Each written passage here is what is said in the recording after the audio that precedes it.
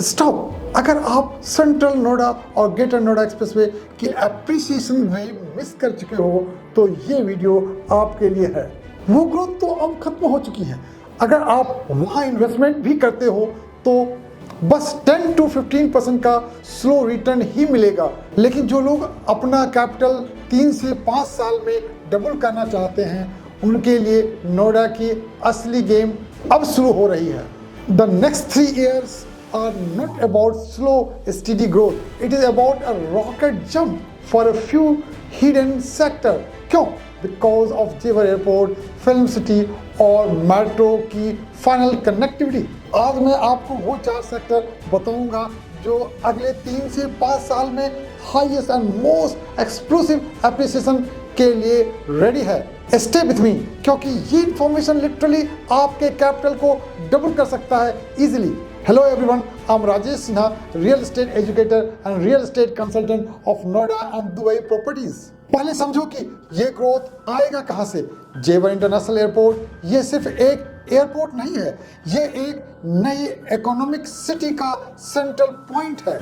Logistics, warehousings, manufacturing hubs, data centres, सब कुछ जेवर के आसपास आने वाला है। प्राइस एप्रिसिएशन वेव हमेशा प्राइमरी इंफ्रास्ट्रक्चर से आउटवर्ड मूव करती है। जेवर के इमीडिएट सराउंडिंग एडा में तो दाम बढ़ चुकी है, लेकिन अगला वेव उस सेक्टर को हिट करेगा जो बेस्ट लाइफस्टाइल और कनेक्टिविटी देगा फ्यूचर में। हमारा टारगेट है maximum appreciation potential plus solid social infrastructure, और इस क्राइटेरिया पर हमारे खड़े उतरे हैं 4 सेक्टर्स। पहला सेक्टर 150, यही है नोएडा का लग्जरी एंड लाइफस्टाइल सेगमेंट। लोग कहते हैं यहाँ ऑलरेडी बहुत महंगी है प्रॉपर्टी, लेकिन यहाँ से सबसे ज्यादा ग्रोथ आएगी। Low density, green spaces, sports city theme यहाँ है। ये सेक्टर एक्सप्रेसवे पे बिल्कुल स्ट्रेटेजिक लोकेशन पे है, जो इसकी कनेक्टिविटी जेवर और दिल्ली दोनों से परफेक्ट करता है।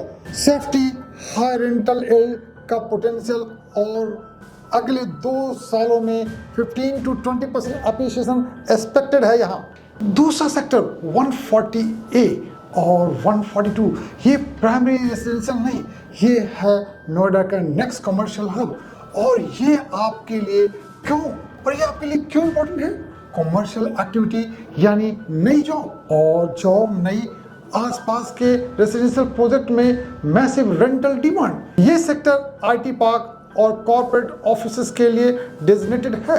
140A में 5 साल के अंदर 110% से भी ज्यादा एप्रिसिएशन देखा गया है। अगर आप कमर्शियल प्रॉपर्टी में हाई यील्ड चाहते हैं तो यहाँ देखें, और अगर रेजिडेंशियल में रेंटल इनकम चाहते हैं तो इसके बिल्कुल पास के सेक्टर्स चेक करें। तीसरा अफोर्डेबिलिटी का centre greater Noida west, specially tech zone 4 और सेक्टर 1 है। पहले लोगों की शिकायत थी कि यहाँ कनेक्टिविटी नहीं है, अब वो प्रॉब्लम भी सॉल्व हो गई है। एक्वालाइन मेट्रो एक्सपेंशन से टेक जोन 4 में रेजिडेंशियल और कमर्शियल दोनों प्रोजेक्ट चल रहे हैं, और यहाँ प्राइस अभी भी सेंट्रल नोएडा से काफी कम है। फर्स्ट टाइम बायर के लिए ये सबसे बेस्ट एंट्री पॉइंट है। और मेट्रो एक्सटेंशन यहाँ के प्राइस को सबसे ज्यादा मल्टीप्लायर इफेक्ट देगा। एंड फोर्थ है सेक्टर 146 एंड 147, ये है एक्सप्रेसवे का अगला लग्जरी कॉरिडोर। जब सेक्टर 150 मैच्योर हो गए तो मार्केट ऑटोमेटिकली इन सेक्टर की तरफ शिफ्ट हो गई है। ये सेक्टर सीधे एक्सप्रेसवे से कनेक्ट हो गई है और जेवर के लिए एक स्ट्रेट रूट प्रोवाइड करती है। यहाँ काफ़ी बड़े बड़े इन्वेस्टर आ रहे हैं और उन्होंने काफ़ी प्रीमियम प्रोजेक्ट भी लॉन्च किए हैं। ये प्योरली कैपिटल एप्रिसिएशन का खेल है।